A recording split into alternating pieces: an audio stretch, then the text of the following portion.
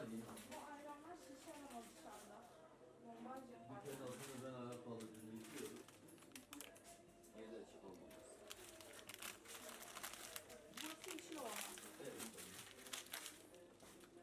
Kahvaltı. Geliyor ya, düzenleme yapılıyor.